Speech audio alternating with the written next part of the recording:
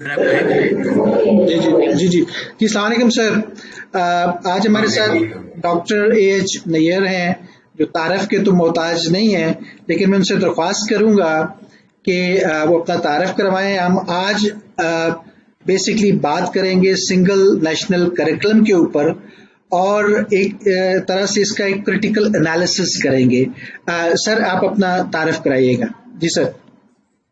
جی میرا جو ہے وہ عبدالحمید نیئر ہے. میں فزسسٹ اور اس کے بعد ریٹائر ہوا. اب ریٹائر ہوئے بھی مجھے 16 سال ہونے کو آئے. ریٹائرمنٹ کے بعد میں نے ایجوکیشن کے اوپر وجہ سے ایسی آرگنائزیشنس کے ساتھ ایسوسیٹ رہا جہاں پہ میں اس کے اوپر ڈلیوری کے کام بھی کر سکتا تھا اور ریسرچ کے کام بھی کر سکتا تھا. پھر اس کے علاوہ میں نے لمس میں بھی پڑھایا، 2 سال فزکس پڑھائی.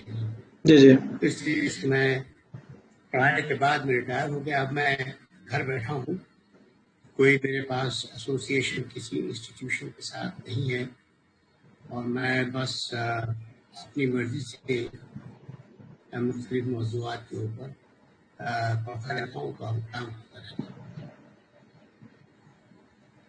جی سر. سر ہم کورس پہ آ جاتے ہیں، سنگل نیشنل کریکولم پہ.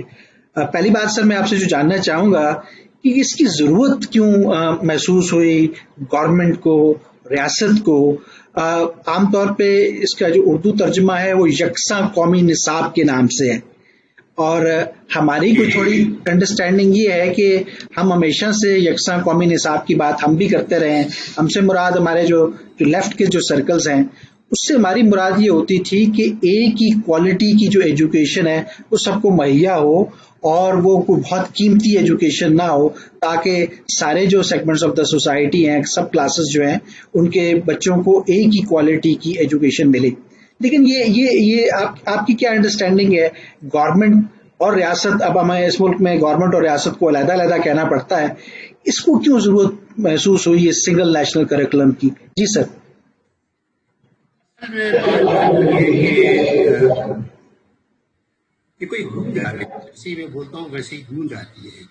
anyway، بات جو ہے وہ یہ کہ سن 2010 میں 18ویں ترمیم آئی، آئینی ترمیم آئی. اس 18ویں آئینی ترمیم کے بہت امپورٹنٹ بہت سے حصے ہیں، بڑی چیزیں ہمارے یہاں تاریخ 7 قسم کی آئینی ترمیم ہے. اس کا ایک حصہ تھا، وہ یہ تھا کہ نصاب سازی جو پہلے مرکز کے ذمہ تھا اس کو نکال کر صوبوں کو دے دیا گیا. مرکز میں ان کے علاوہ باقی تمام تر تعلیم صوبوں میں ہوا کرتی تھی، صوبے ذمہ دار تھے. لیکن مرکز نصاب سازی یہ مرکز نے اپنے ہاتھ میں رکھی ہوئی تھی. اور یہ جو ہماری حکومت آج کل کہتی ہے کہ پہلی مرتبہ یکساں قومی نصاب آیا ہے، تو یہ بڑی غلط بیانی ہے، کیونکہ 2010 سے پہلے بلکہ اس کے بعد کافی سالوں تک یکساں قومی نصاب ہی اس سے پہلے بھی تھا، بعد میں بھی ہے. یہ کوئی نئی بات نہیں ہے. میرا خیال ہے کہ یہ ایک غلط دعویٰ ہے. اچھا، تو یہ ان کو ذمہ یہ چاہتے یہ تھے، ہمارے یہاں کے جو حلقے تھے، اقتدار کے حلقے، جن کو آپ نے غالباً ریاست کا نام بھی دیا تھا، وہ کچھ بڑے ناخوش تھے کہ اقتدار کیوں اس طریقے سے مختلف جگہوں کو، صوبوں کو دیا گیا ہے. صوبائی اختیار کو وہ ناپسند کرتے تھے، اور اس کو وہ مختلف طریقوں سے نلیفائی کرنے کی کوشش کر رہے ہیں، نیوٹرلائز کرنے کی کوشش کر رہے ہیں. یہ جو نصاب سازی تھی پھر صوبوں کے پاس چلی گئی. 2010 کے بعد صوبے اس کے اوپر کام کرتے رہے. بہت سے صوبوں نے شروع میں، تمام صوبوں نے بلکہ، یہ کہا کہ 2006 کا جو نصاب ہے ہم اسی کو اختیار کیے لیتے ہیں. لیکن بعد میں پھر جا کر ان میں سے صوبوں نے اپنے اپنے نصاب ترتیب دینے شروع کیے. اس کے بعد پھر ہمارے ہاں کے جو صاحب اختیار تھے ان کو بہت تکلیف پہنچی. انہوں نے کہا کہ اس کو نہیں ہونا چاہیے. ہم نصاب سازی کو انہوں نے باقاعدہ اعلان کیا اور ہمارے ہاں حکومت کے حقوں سے باقاعدہ اعلان ہوتا رہا، خاص طور پہ جب سے یہ حکومت آئی ہے تحریک انصاف کی، کہ یہ صوبوں کے پاس یہ اختیار کیوں ہے، یہ تو مرکز میں ہونا چاہیے. اگر ایسا نہ ہوا تو ہمارے ہاں نیشنل کوہیژن کیسے آ پائے گی؟ ہمارے ہاں تو ہر صوبہ اپنی اپنی الگ الگ سمت میں دیکھے گا. اس واسطے ہمیں اس کو اکٹھا کرنا چاہیے. پہلی جو بات تھی وہ تو یہ ہے کہ چاہتے تھے کہ یہ 4 صوبے اپنا الگ الگ نصاب نہ بنائیں بلکہ ایک ہی نصاب بنے اور صورتحال واپس چلی جائے 2010 سے پہلے. لیکن ساتھ ہی ساتھ انہوں نے اس میں ایک اور چیز کا اضافہ کیا. وہ یہ کہا کہ دیکھیں جی ہمارے پاس مہنگی انگریزی میڈیم کی تعلیم ہوتی ہے جو کہ برطانوی نظام کے تحت چلتی ہے ایلیٹ پرائیویٹ اسکولس میں، اور دوسری طرف سرکاری تعلیم ہے جو اس نصاب سے چلتی ہے، اور تیسری طرف جو ہے وہ مدارس کی تعلیم ہے. اور ہم چاہتے ہیں کہ ان سب کو ہم اکٹھے کر دیں. اچھا، مدارس کی تعلیم کی ریفارم جو ہے وہ مشرف دور میں بھی ہوئی تھی. اس دور میں انہوں نے ایک کمیشن بنایا تھا اور اس کمیشن نے مدارس کو اکٹھا کرنے کی کوشش کی تھی، بلکہ ان کو انہوں نے کہا تھا کہ آپ مدارس جو ہیں وہ صرف دینی نصاب نہ پڑھائیں بلکہ وہ جو جسے وہ کہتے ہیں کنٹمپریری مضامین وہ بھی پڑھائیں. انہوں نے کچھ مراد دینے کا وعدہ کیا، کچھ ان کو ان چیزوں کی طرف سے ترغیب دی اور ساتھ ساتھ یہ کہا کہ اگر آپ یہ کر دیں تو ہم سب، تو انہوں نے مل کر ایک نصاب بنایا نیا. اور اس کے بعد بتانے کے لیے ماڈل انہوں نے مدرسے مزید بنائے اور چلائے. ان میں سے 3 مدارس ابھی تک موجود رہتے ہیں. تو لیکن دوسرے مدارس جو تھے اور ان کے وفاق وہ اس طرف آنے کو بالکل تیار نہیں ہوئے. پھر بھی کچھ مدارس تھے، انہوں نے کہا کہ کیونکہ رجسٹریشن ہونی لازمی تھی تو انہوں نے پھر کنٹمپریری جو مضامین ہمارے اسکولوں میں تعلیم ہوتی ہے ان کو بھی پڑھانا شروع کر دیا. لہذا اگر اس وقت ہم جا کر جو مختلف وفاق ہیں ہمارے پاس مدارس کے 5 وفاق ہیں، تو وہ 5 وفاق جو ہیں ان کے ویب سائٹس پر جا کر دیکھیں تو جو نصاب نظر آتا ہے اس نصاب کے اندر جماعت وہ کتابیں اور وہ کتابیں نظر آتی ہیں کہ جو عام اسکولوں میں پڑھائی جاتی ہیں.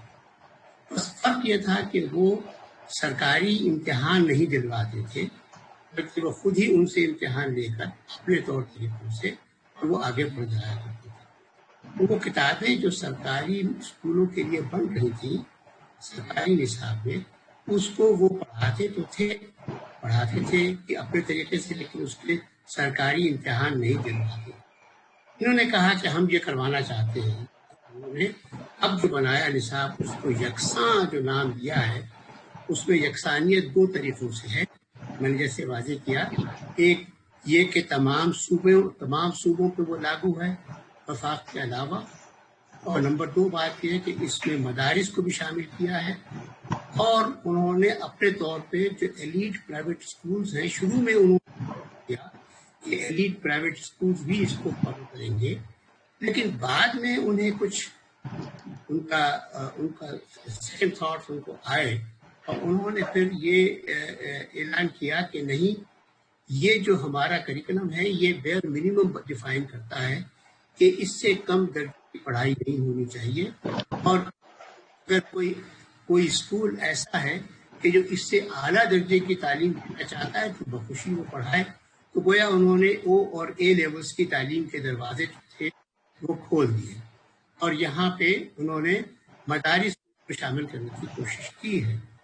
یہ اور بات ہے کہ مدارس اس سے اتفاق نہیں کرتے، چند مدارس کرتے ہیں، سب مدارس اس سے اتفاق نہیں کرتے. وہ کہتے ہیں کہ نہیں، ہماری تعلیم جو ہے وہ پہلے ہی اتنی زیادہ ہے والیوم میں کہ اگر ہم اسکولوں کی تعلیم کو بھی شامل کریں گے تو یہ ہم پورا نہیں کر پائیں گے، بوجھ بہت بڑھ جائے گا. اس وجہ سے اب یہ دیکھنا ہے کہ مدارس اس طرف راغب ہوتے ہیں نہیں ہوتے، کیونکہ سرکاری اسکول جو ہیں وہ تو سارے سرکار کے ماتحت ہوتے ہیں، لہذا وہ تو مجبور ہیں انہیں تو پڑھانا پڑ رہا ہے. اور جو پرائیویٹ اسکولز ہوتے ہیں، جو ایلیٹ کے علاوہ جو پرائیویٹ اسکولز ہوتے ہیں، وہ بھی سرکار کی منظوری کے تابع ہوتے ہیں، لہٰذا وہ بھی ان کتابوں کو اختیار کرنے پر، اس نصاب کو اختیار کرنے پر.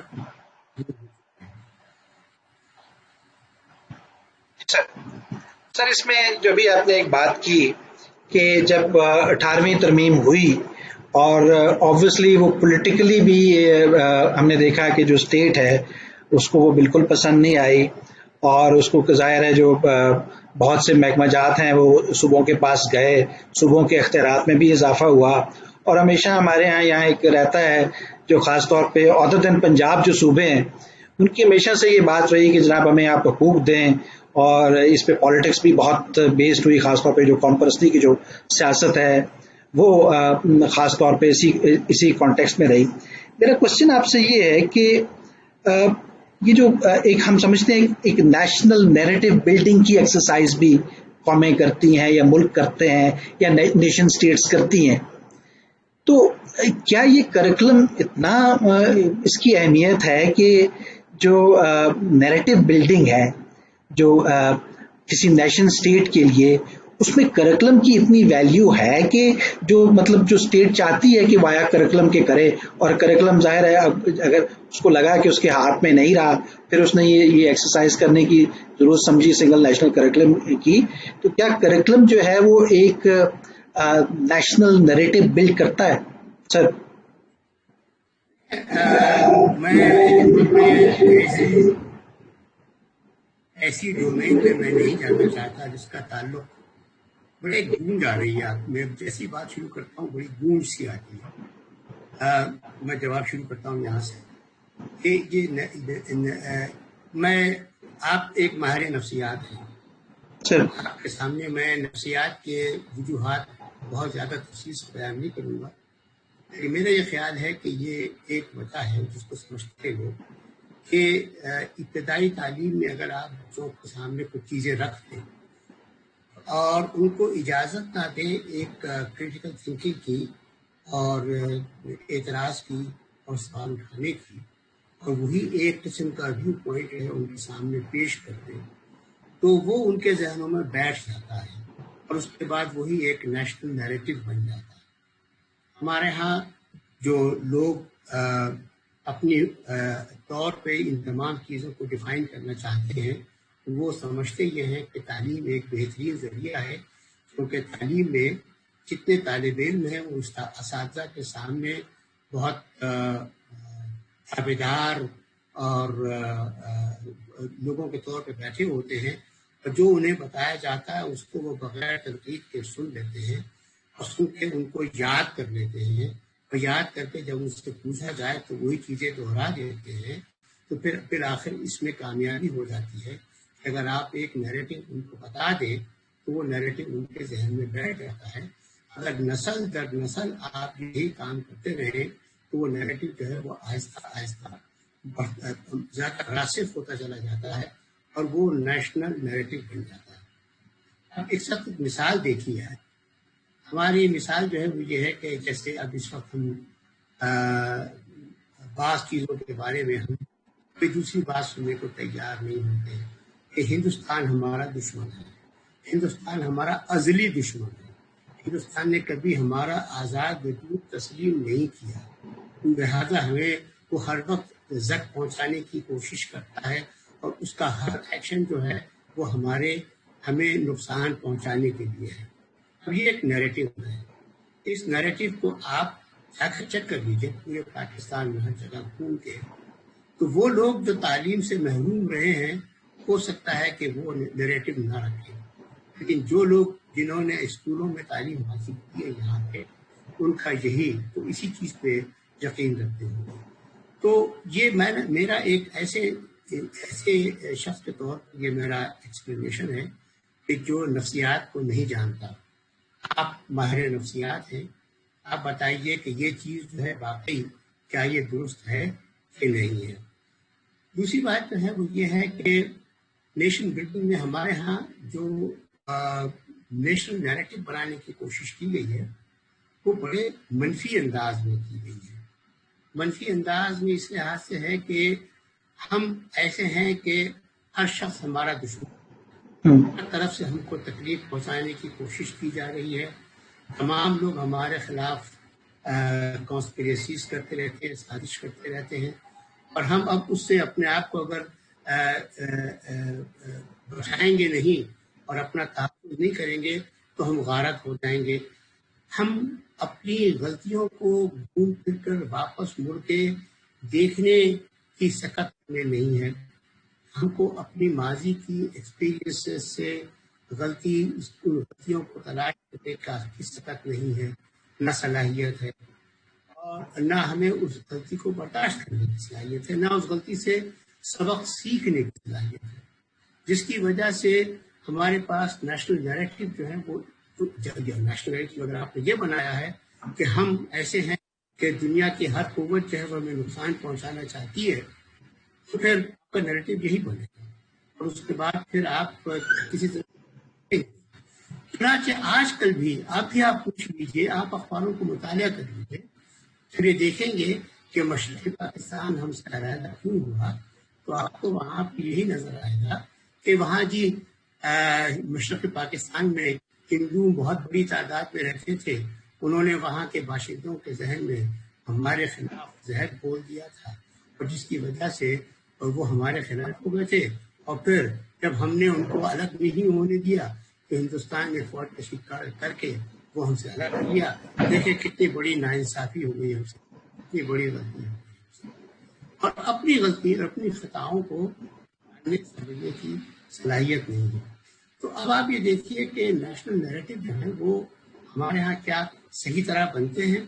کیا ہم نیشنل نیریٹو اس لحاظ سے بنانے کی کوشش کرتے ہیں کہ ہمیں پھولوں کا گلدستہ ہے، اس میں قسم قسم کے پھول ہیں، جن کی وجہ سے ایک رونق ہے ہمارے پاس، جن کی وجہ سے ہم ایک بہت اچھی ملٹی نیشنلٹیز نیشن ہے، ملٹی نیشنلٹی نیشن ہے، اور ہم جو ہیں وہ بڑے خوش ہیں کہ ہمارے پاس اس قسم کی الگ الگ زبانیں ہیں، الگ الگ کلچر ہیں، الگ الگ لوگ ہیں. لیکن بطور قوم ہم چاہتے ہیں کہ ہم ایک دوسرے کے ساتھ بھائی چارے کے ساتھ مل جل کر ایک دوسرے کو کسی قسم کی تکلیف پہنچائے بغیر ہم رہنا چاہتے ہیں.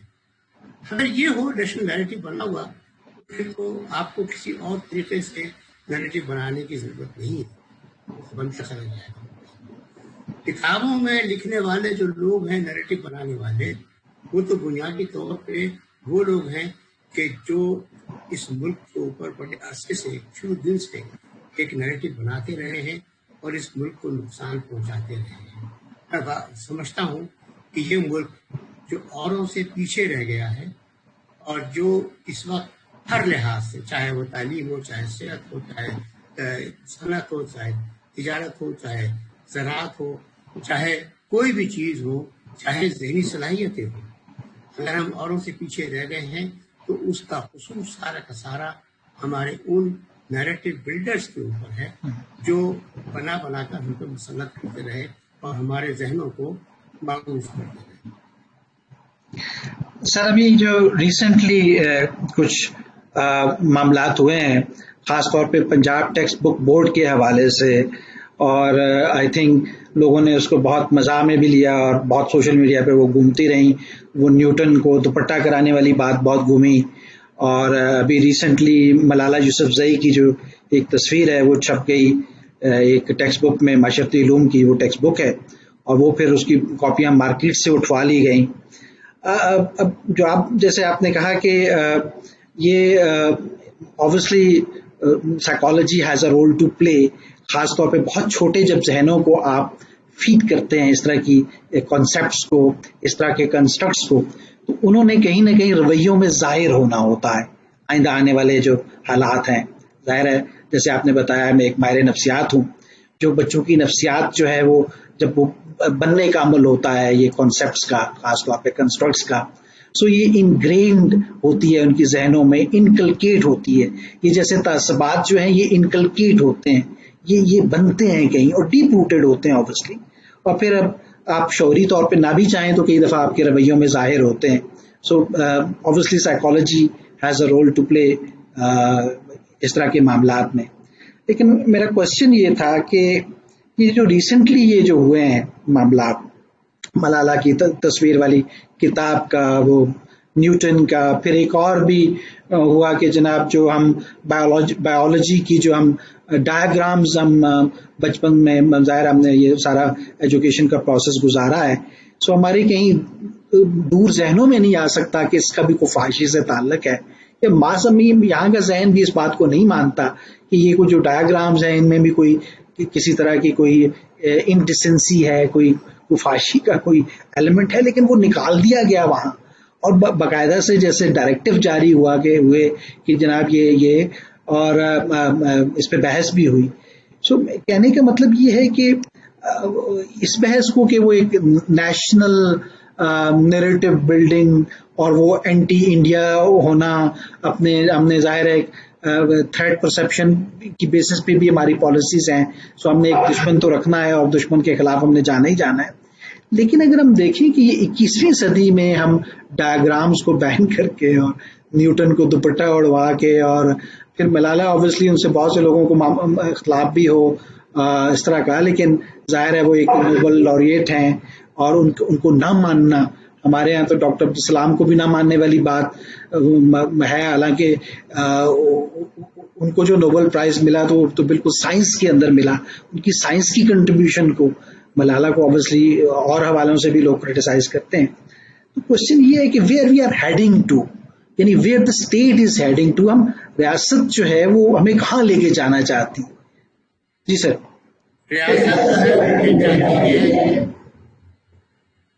रियासत जो है वो चाहती ये है सर कि हमारी कौम के जो रोल मॉडल्स बने वो अब्दुल सलाम और मलाला जैसे ना हो, ना ईदी जैसे हो. वो चाहती है कि हमारे मुल्क के जो रोल मॉडल्स बने तो हैं, जो बन गए, जो पाकिस्तान के बड़े रहनुमा थे वो बन गए. उसके बाद से कोई और रोल मॉडल न बने सिवाय दीनी शख्सियात के, और वो दीनी शख्सियात को बनाकर पेश करते हैं और वो रोल मॉडल होते हैं. मैं मलाला की बात पे मैं आता हूँ. मतलब मैं ये बताऊँ कि ये जो हमारे यहाँ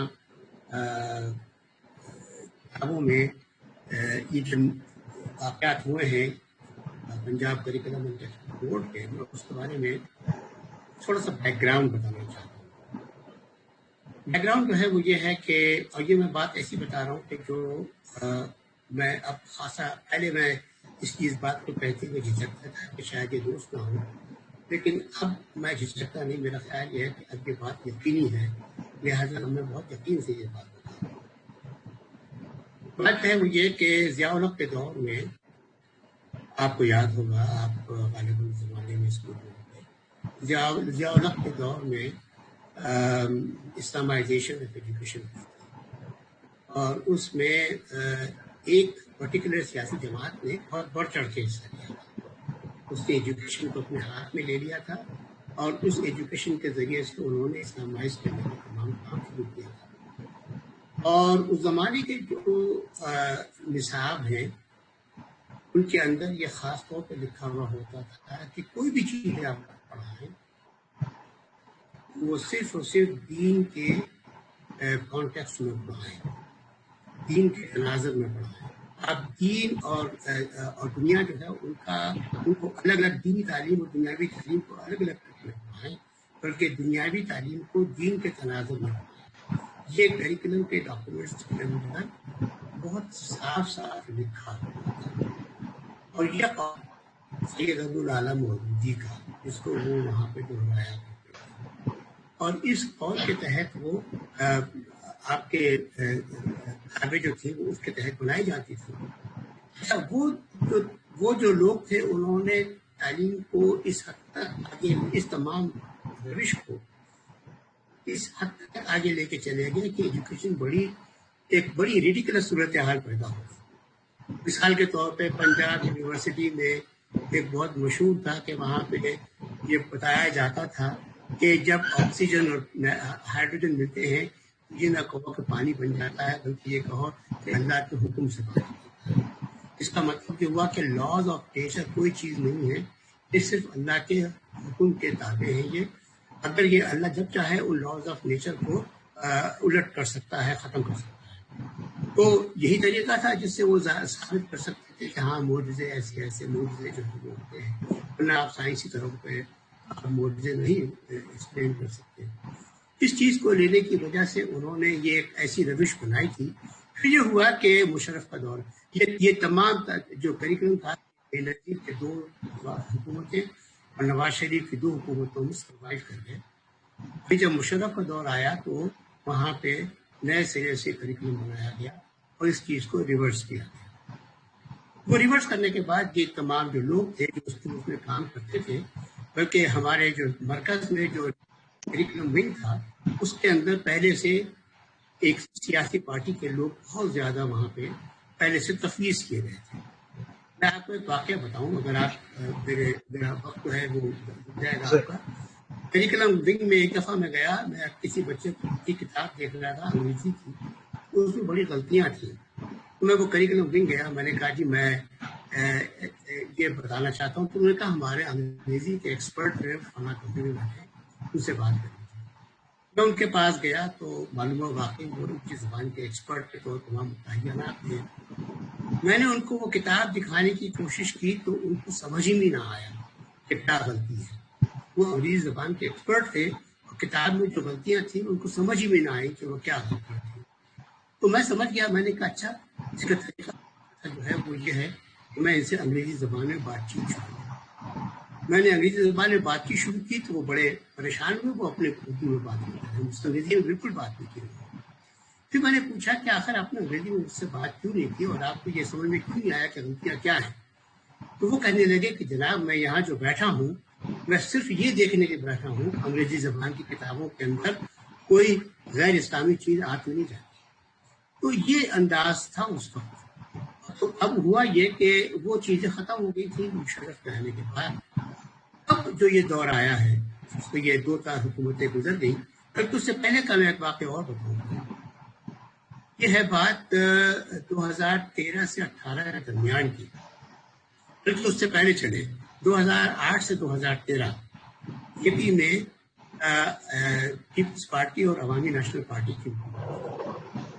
پیپلز پارٹی اور عوامی نیشنل پارٹی کی حکومت نے جو تعلیم کا شعبہ اپنے ہاتھ میں لیا تو اس میں انہوں نے جتنے یہ نفرت کے باتیں ہوتی تھیں ہندوستان کے خلاف اور قوموں کے خلاف وہ انہوں نے نکال دی. تحریک پاکستان کی بھی انہوں نے بہت اچھی توجیحات کی جو لاجیکل تھی، جو اچھی تھی، جس میں نفرت اظہار نہیں ہوتا تھا. وہ حکومت 2013 میں ختم ہوئی. اس کے بعد پی ٹی آئی کی حکومت بنی اور جماعت اسلامی دونوں مل کے پارٹنر تھے، انہوں نے حکومت بنائی. جماعت اسلامی نے وہ حکومت اس میں تعلیم کا شعبہ اپنے ہاتھ میں لے لیا اور لینے کے بعد انہوں نے تمام کتابوں کو ریوائز کر کے دوبارہ نفرت انگیز مواد جو ہے کتابوں میں شامل. اب دیکھیے تو ہمارے ہاں جو تعلیم کا ہے، تعلیم ایک ایسا ہے جو نظریات کی جنگ کا میدان ہے. لوگ یہ سمجھتے ہیں جیسے آپ نے شروع میں سوال کیا تھا نا کہ نیشنل نیریٹو بنانے کے بعد سے کیا ہوتا ہے. یہی بات ہے کہ وہ اس کو سمجھتے یہ ہیں کہ نظریاتی جنگ کا یہ میدان ہے. یہاں پہ اے پی میں جو کچھ بھی ہوا ایک حکومت اس کے بعد دوسری حکومت، آپ نے دیکھا کہ کیسے انہوں نے فٹافٹ نیریٹو بدل دیا. یہی ہوا یہاں پہ کہ جب مشرف کی حکومت تھی تو اس نے 2006 کا نصاب بنایا تھا. 2006 کا نصاب تھا تمام نصاب سے مختلف تھا. تو وہ نفرت انگیز مواد اس کے اندر تھوڑا بہت تھا لیکن بہت کچھ نہیں تھا. یہ بات ان لوگوں کو پسند نہیں آئی. وہ لوگ جو نفرت کو چاہتے ہیں، جو دینی تعلیم کو ہر جگہ ڈالنا چاہتے ہیں، انہوں نے اس کو لے کر اور پھر اب اس حکومت نے پی ٹی آئی کی حکومت میں انہوں نے اس کو اپنے ہاتھ میں لے لیا. ہمارے جو مرکز کے وزیر تعلیم ہیں وہ دوستوں کے حلقوں میں تو روشن خیال سمجھے جاتے ہیں، مگر اس وقت وہ اس جماعت کی مٹھی میں ہے. میں بہت وثوق سے کہتا ہوں اس وقت مٹھی میں ہے. اگر کبھی ان کو نکال کے دکھائی جائے کہ یہ تمام چیزیں آپ کی وزارت کے کتابوں نصاب میں آئی ہیں، کیا آپ ان کو ایکسیپٹ کرتے ہیں؟ ہو سکتا ہے وہ کہیں کہ نہیں میں ایکسیپٹ نہیں کرتا. لیکن وہ ان کی مٹھی میں ہے. اور یہی بات جو ہے وہ پنجاب کی ہے. پنجاب کا جو تمام PCTB ہے وہ ان تمام لوگوں کا ایک مضبوط گڑھ ہے. وہاں پہ پنجاب ہی کا یہ اصول ہے, کسی اور صوبے کا نہیں ہے. پنجاب کا اصول ہے کہ ہمارے ہاں جو کتاب بنے گی تو ایک علماء بورڈ ہوگا, اور وہ علماء بورڈ جو ہے دیکھے گا کہ کتاب میں اسلامی چیزیں جو لکھی ہوئی ہیں ان میں کوئی غلطی تو نہیں ہے. مگر علماء بورڈ جو ہے وہ اپنی اس چیز جو ان کے لیے جو بنایا ہوا ہے ریفرنس پوائنٹ, اس سے وہ آگے بڑھ گئے اور وہ اور چیزیں بھی دیکھنے لگے. تو میں نے وہ ابھی تک کبھی وہ دیکھا نہیں خود سے. میں نے نیوٹن کی تصویر دیکھی تو کہا کہ بھائی دیکھو لمبے بال والی عورت ہے, سر پہ دوپٹہ اڑا دو. لیکن جو ملالہ والی بات ہے نا, وہ بڑی اس کو تھوڑا سا میں اور تفصیل سے بتانا چاہوں گا. یہ کتاب آکسفورڈ یونیورسٹی پریس کی ہے اور نئے کریکولم کے تحت نہیں ہے, یہ پرانے کریکولم کے تحت ہے. اور یہ کتاب پچھلی دفعہ جو 7ویں جماعت کے واسطے انہوں نے لکھی تھی, وہ کتاب لکھی تھی, وہ بازار میں تھی, سوشل اسٹڈیز کی کتاب تھی. اس کتاب میں انہوں نے ملالہ کو ہیرو بنایا تھا اور بڑے نیشنل ہیروز کے ساتھ ساتھ یہاں پہ ان کی کہیں نظر پڑی اس کے اوپر, تو انہوں نے اس کو وہاں سے اٹھوا دیا. سوال جو ہے وہ یہ ہے کہ ان کی پالیسی صاف یہ کہتی ہے کہ جو کتابیں چاہے مارکیٹ میں آ جائیں, ان میں سے جو اپرووڈ ہوں گی وہ اسکولوں میں چلیں گی, جو اپروو نہیں ہوں گی وہ اسکولوں میں نہیں چلیں گی. اگر کوئی کتاب آپ نے اپروو نہیں کی ہے اور وہ بک اسٹال پہ رکھی ہے, تو آپ کو کیا حق ہے کہ آپ اس کو وہاں سے اٹھوا دیں؟ کیا حق ہے آپ اس کو وہاں سے اٹھوا دیں؟ یہ حق ہے نا وہ ہے جو ان کے اندر خوف ہے, جو انہوں نے اپنے نیریٹو بنائے ہوئے ہیں. ان کے نزدیک ملالہ کی بات کرنا جو ہے وہ اس نیریٹو کے خلاف جاتا ہے جو طالبان کا نیریٹو ہے.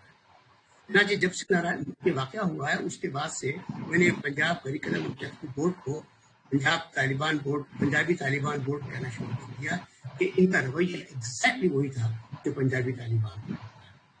یہ چیزیں نہیں ہونی چاہیے مگر یہ یہاں پہ ہیں, اور اس کی جو وجہ ہے وہ یہ ہے کہ وہ ایک خاص قسم کا مائنڈ سیٹ سمجھتا ہے کہ ہمیں اس شعبے کے اوپر قابو پانا ہے اور اس کے ذریعے سے اپنا نیریٹو ہمیں جاری کرنا ہے. وہ اس وقت اس چیز کو آگے یہ کنٹروورسی سے پیدا. سوال کا جواب دیا میں نے کہ نہیں؟ سر بہت بہت بہت تسلی بخش اور ڈیٹیل میں. اچھا, اس کو نا میں کنیکٹ کروں گا, ہمارے پڑوس میں اسلامی ملک ہے, اسلامک ریپبلک ہے ہماری طرح, ایران. اب ایران میں یوں ہے کہ ان کا پولیٹیکل سسٹم جو ہے وہ ایک گارجین کونسل کنٹرول کرتی ہے. یعنی اگر آپ نے الیکشن میں حصہ لینا ہو تو باقی آپ کے سارے معاملات ٹھیک بھی ہوں تو آپ نے اپنے آپ کو گارجین کونسل سے اپروو کروانا ہے, تبھی آپ پھر جا کے الیکشن میں کھڑے ہو سکتے ہیں. اور ایسا معاملہ جو ہے وہ عام کسی لیجسلیٹر سے لے کے ایون جو ان کا پریزیڈنٹ کا جو الیکشن ہوتا ہے وہاں بھی سب امیدواروں کو وہ گارجین کونسل چیک کرتی ہے.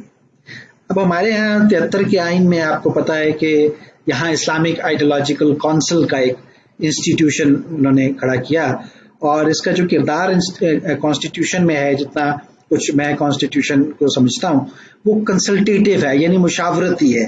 یعنی وہ مشورہ دے سکتے ہیں, اپنی کسی بات کو لاگو نہیں کر سکتے, یعنی زبردستی امپوز نہیں کر سکتے. ابھی ریسنٹلی ایک ڈومیسٹک وائلنس بل جو ہے وہ زیر بحث ہے, اور اس پہ پہلے بھی ایک آبزرویشن جو ہے وہ اسلامک آئیڈیالوجیکل کونسل جب مولانا شیرانی اس کے ہیڈ ہوا کرتے تھے وہ دے چکی ہے.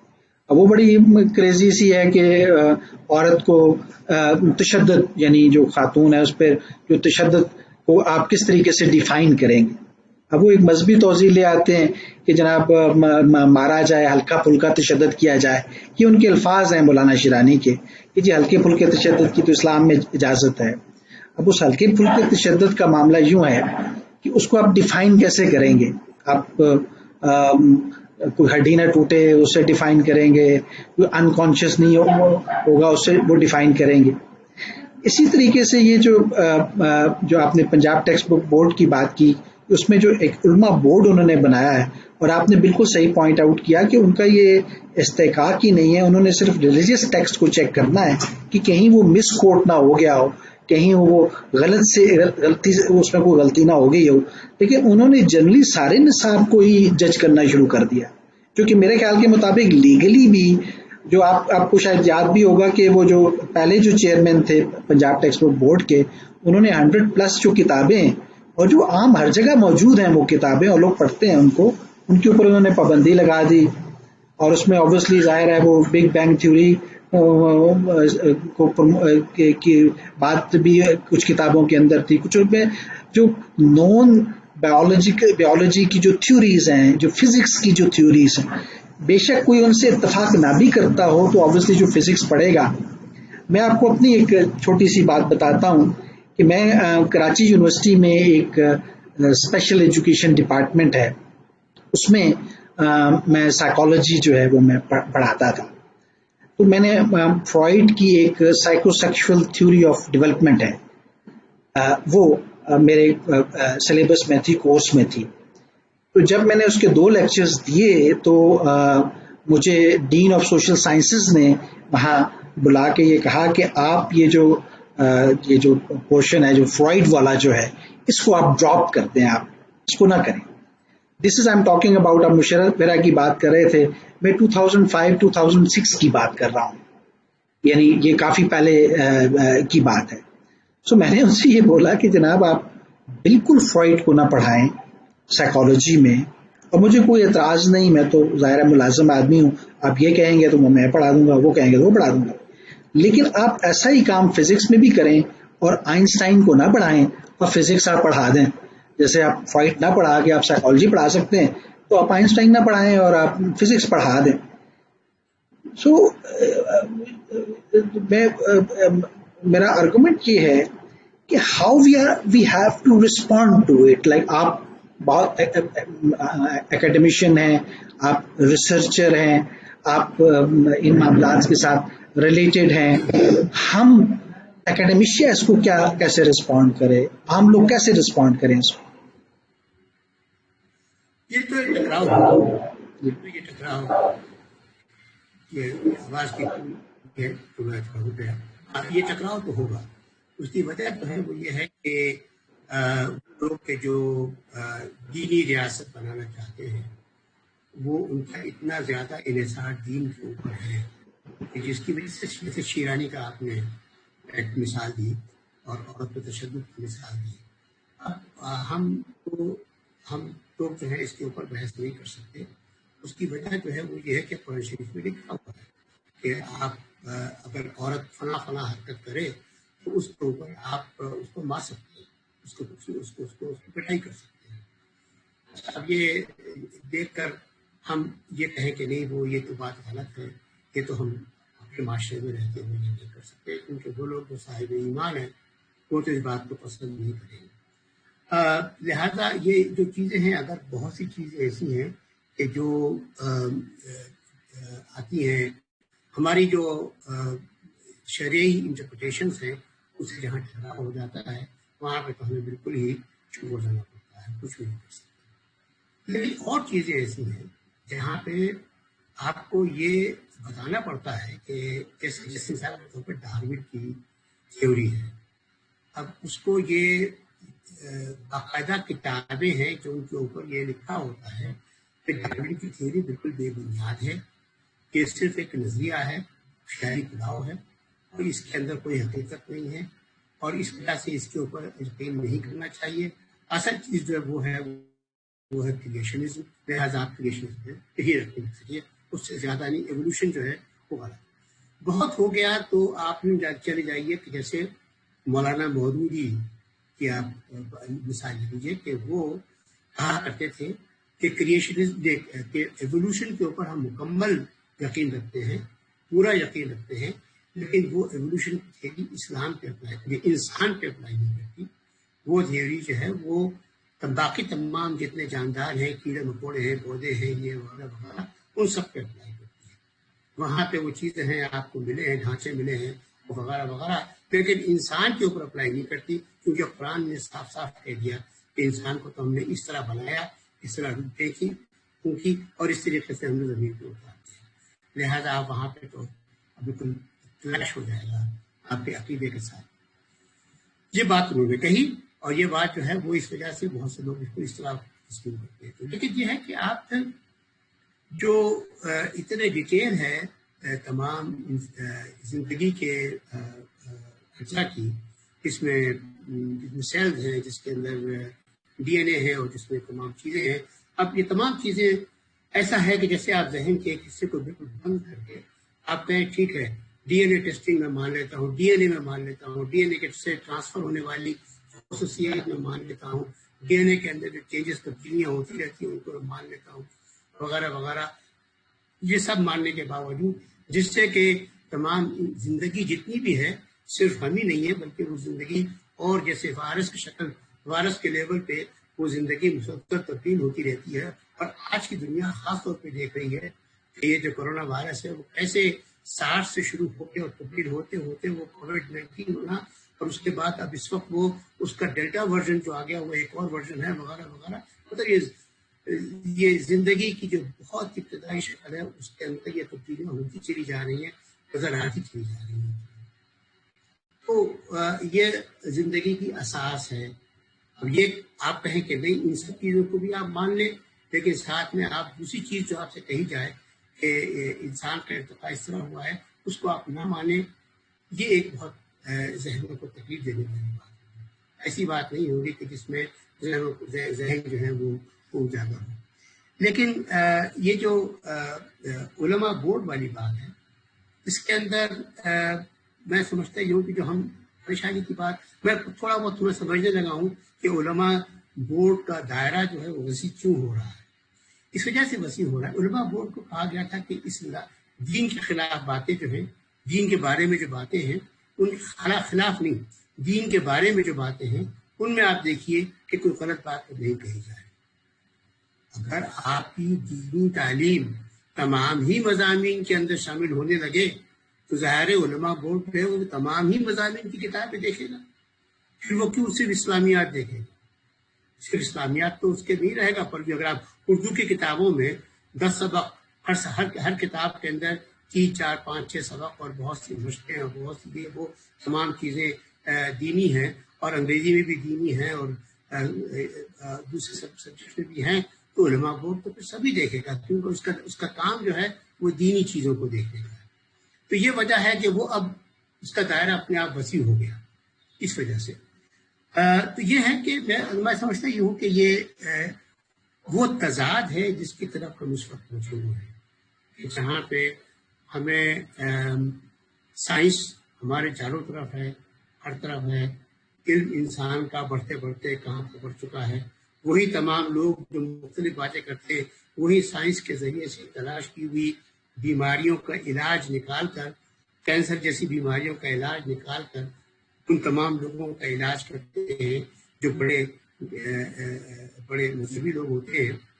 اور ان لوگوں کے علاج کے اوپر اس کے باوجود بھی ایسے لوگ بھی موجود ہیں جو میں نے لکھا کہ لمز کے پروفیسر صاحب ہیں بایولوجی کے، جنہوں نے اپنی ایک تھیوری شروع کی ہے کہ سورہ رحمان جو ہے اس کی تلاوت کی جائے، تلاوت خاص قسم کے ایک صاحب قاری ہیں ان سے کروائی جائے تو کینسر جو ہے وہ ٹھیک ہو جاتا ہے. پتہ نہیں یہ کہاں سے انہوں نے چیز نکالی ہے، لیکن وہ پروفیسر ہیں اور لمز کے پروفیسر ہیں، اور وہ یہ باتیں کہہ رہے ہیں. کسی نے یہ نہیں کہا کہ اچھا آؤ ہم 1000 کینسر کے لوگوں کو اکٹھے کرتے ہیں اور ان میں سے آدھوں کو ہم آپ کی یہ سنواتے ہیں اور آدھوں کو نہیں سنواتے، اور دیکھتے ہیں کہ اس سے کیا اثر ہوتا ہے، کون ٹھیک ہوتا ہے کون نہیں ہوتا. یہ سب چیزیں سائنسی طور پہ وہ اپنے آپ کو پیش کرنے کو شاید تیار نہیں ہوئی. لیکن ہمارا یہ صورتحال ہے. سر ہمارا ٹائم ختم ہو گیا، 1 گھنٹے کا ہمارا ٹائم تھا. اچھا اس میں یوں ہے کہ ایک میں آپ کو جسٹ ایک اسی طرح کا نا ہم ایک مباحثہ کریں گے، ڈسکشن، جس میں کچھ لوگ ہمارے ساتھ لاہور سے اور کراچی سے ہوں گے، اور وہ پاسبلی یہی ہے کہ ہم یہ عید والا جو ویک ہے یہ گزر جائے گا. تو میرا یہ تھا کہ ہم ایک جنرل آپ سے کریں، اور آپ نے تو میرا خیال ہے جسٹس کر دیا ہے آلریڈی، لیکن ہم مزید بھی چاہیں گے کہ یہ ڈسکشن ہماری جاری رہے. سر بہت شکریہ سر. ضرور ضرور ضرور ضرور بالکل، بخوشی. السلام علیکم. بخوشی.